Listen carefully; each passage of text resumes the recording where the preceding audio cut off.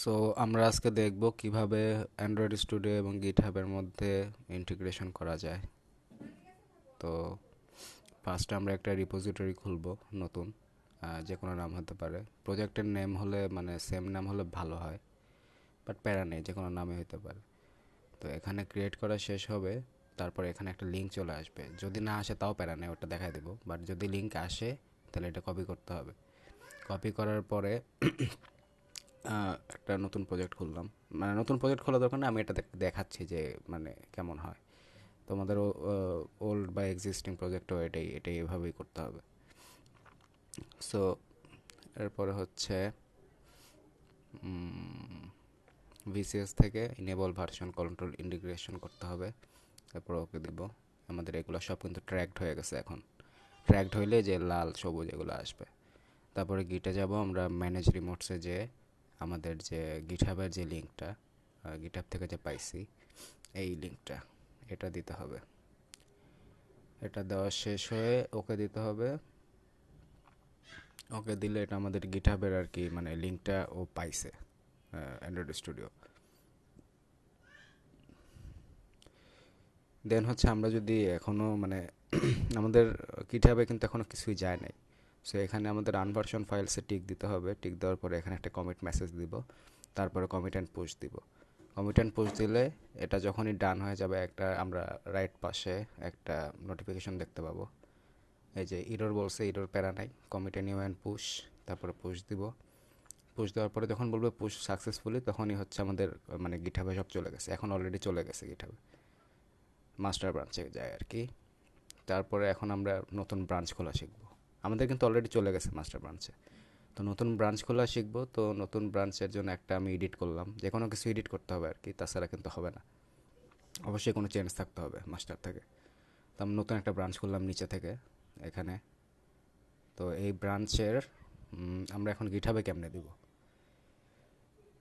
সেটা দেওয়ার জন্য এখানে কমিট দিতে হবে। কমিট দেওয়ার পরে এখানে একটা কমিট মেসেজ দিব, তারপরে কমিট অ্যান্ড পোস্ট দিব।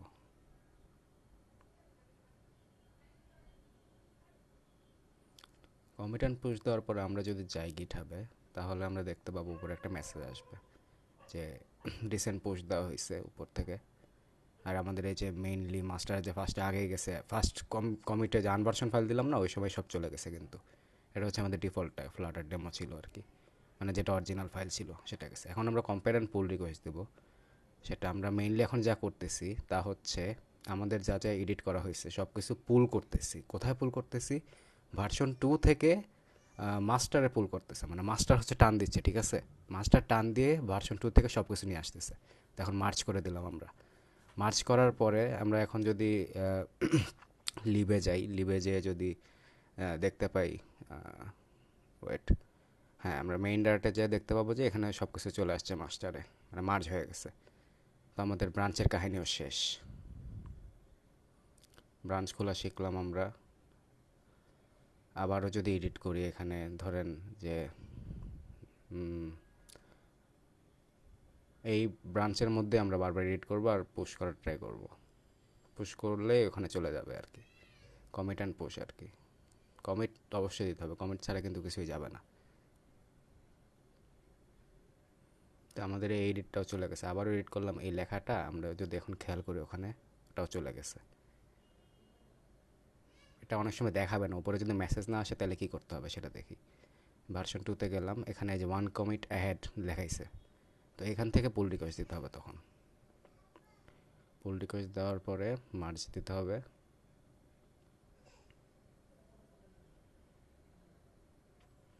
মার্জ দিলে এটা এখন মার্জ হয়ে গেছে।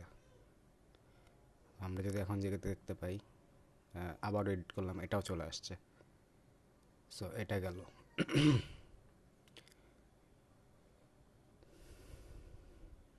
এখন যদি আমরা নতুন একটা পিসিতে আমাদের এই টোটাল এই গিটহাব থেকে প্রজেক্টটা আমরা যদি আনতে চাই, তাহলে কি করব?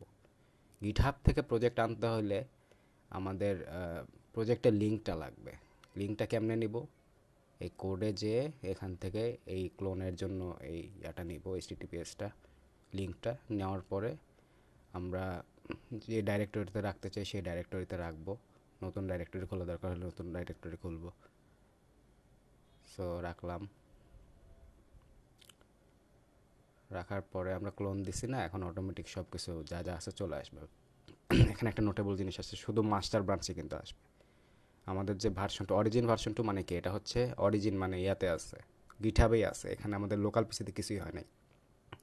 আমরা যদি মেইন ডাইরেক্টে দেখতে চাই, আর অবশ্যই এখানে কিন্তু গেট ডিপেন্ডেন্সি দিতে হবে প্রত্যেকবার ক্লোন করার পরে, অবশ্যই দিতে হবে, তাছাড়া কিন্তু কিছুই রান হবে না। তো এখন যদি আমরা ব্রাঞ্চেসে যাই, ব্রাঞ্চেসে যাওয়ার পরে অরিজিন থেকে মানে আমাদের ক্লাউড থেকে আমরা আনতে চাচ্ছি, তো নিউ ব্রাঞ্চ ফ্রম অরিজিন ওখান থেকে দিব আর কি, যে ব্রাঞ্চটা আনতে চাই সেই ব্রাঞ্চ দেওয়ার পর এখন নিচে কিন্তু ব্রাঞ্চটা চলে আসছে।